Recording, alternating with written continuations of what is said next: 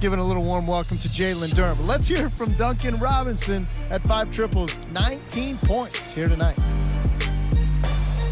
All right, Duncan, you guys get in at 4 a.m. last night after an overtime game. I'm tired just thinking about it. Where did you guys find the energy here tonight? Well, there are a couple of us that didn't play last night. Just super inspiring watching their effort.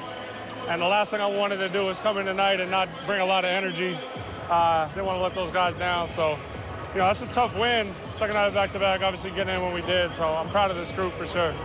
You talk about you wanting to bring the energy. You didn't play last night, but you came out here with 5 threes and contributed in a big way. When you get going like that, what are you seeing from your perspective? Just trying to be aggressive. You know, my teammates found me in good spots, so, you know, when I am able to kind of line my feet up and get one off, just shoot it aggressively. Yeah, so, you know, always nice to get a couple to go in, feel a little confidence. Absolutely. It felt like you guys also really settled after halftime, taking care of the basketball especially. What changed there? Yeah, I thought we were a little bit better at not beating ourselves in the second half. Until the end there, we kind of let go of the rope a little bit, which wasn't great, but nonetheless, good win. But yeah, just the self-inflicted stuff, offensive rebounds, turnovers, stuff like that. With this win here tonight, you guys clinched the Central Division for the first time since 2007. I know we're going back quite a ways, but something to celebrate. Yeah. I know this is your first year with the squad, but just knowing what they've been through to have an accolade now like that, just what you think that means to your guys? Yeah, definitely got to celebrate the little wins along the way. You know, this is one that we're proud of. We'll probably celebrate this one tonight, and then we'll move on to bigger and better things tomorrow. But good win, nonetheless. Absolutely. Thanks, Doug. I appreciate it. Appreciate you. Yeah. Jalen Durham with a great game here tonight, too. Johnny and Grant as the Pistons beat the Raptors on this second night of a back-to-back here downtown Detroit. And with that, Natalie, the magic number shrinks to 2 for the Pistons to secure the #1 overall seed. Here is a look at the up-to-date standings. Keep in mind, Cleveland Cavaliers play tonight at the LA Lakers. So a 4.5 game lead, 6 games left to play, and the magic number down to 2. It's a thing of beauty. Detroit, Boston, and New York have all clinched at this point in time. Cleveland expected to do so here within the next day or so. So, been incredible. Look, you heard about the win in the Central Division. That was brought up earlier today, and somebody said, does it really matter? You know, look, when they announced it to this crowd, it mattered. Yeah. And it matters from a standpoint of that isn't your objective necessarily at the beginning of the year, but if you do all the right things, again, along the way, you're going to start, checking some boxes. Yep. But the fact that they haven't won a division title since 07-08, and they've had some decent teams during that stretch. But the way I always look at it, and it is different from baseball or like in football, you win your division, you guarantee your postseason spots, all that. I get it. It's different. But you also want to let everybody else know in your conference, right, like Cleveland, and where you say, look, we got this thing, okay? We got bigger fish to fry down the road, but it is important. Yeah, we're going to take this thing. It's like I've always said, having the wins that they had this season, but it's one of those things that you grab along the way on your road and on your journey. Yeah.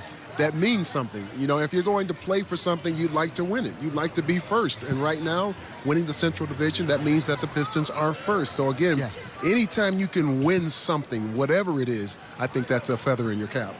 You play to win. You play to win. It's simply put, you play to win. That's it. All right, so Pistons, very good that they wrap up the Central Division. Tonight, I'll tell you the other thing. People on the outside looking at Detroit, and they say, well, they just don't have enough perimeter shooting.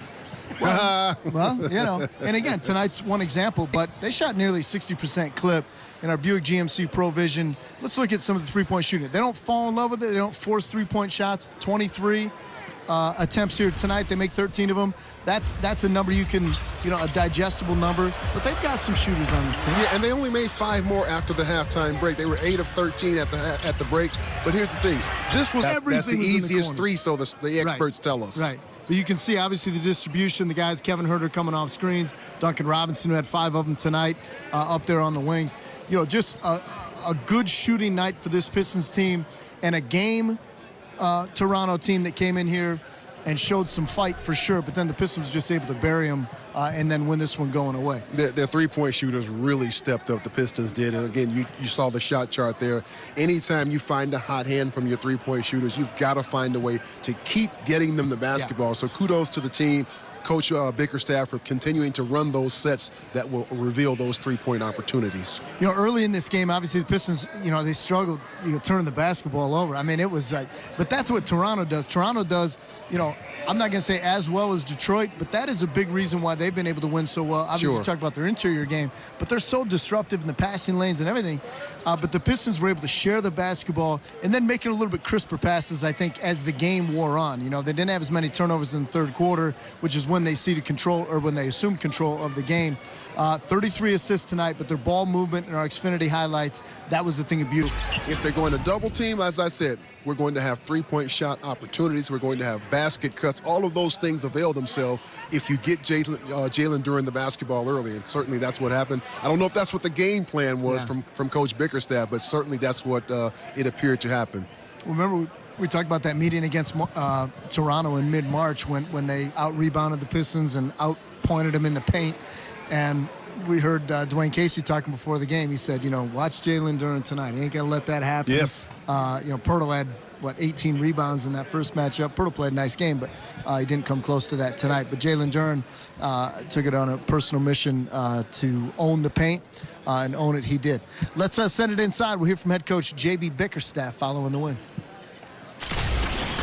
JB, second night of a back-to-back, little sleep, that's just a challenge in itself, but what stood out to you as the coach here tonight, watching your team handle that physically and mentally? I mean, it was going to be a tough one, right? You know, the travel scenario wasn't the best.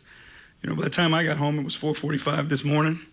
So I can imagine with the guys and trying to find how you get the sleep to get the rest that you need for tonight. And then playing against a team like Toronto that plays physical and fast.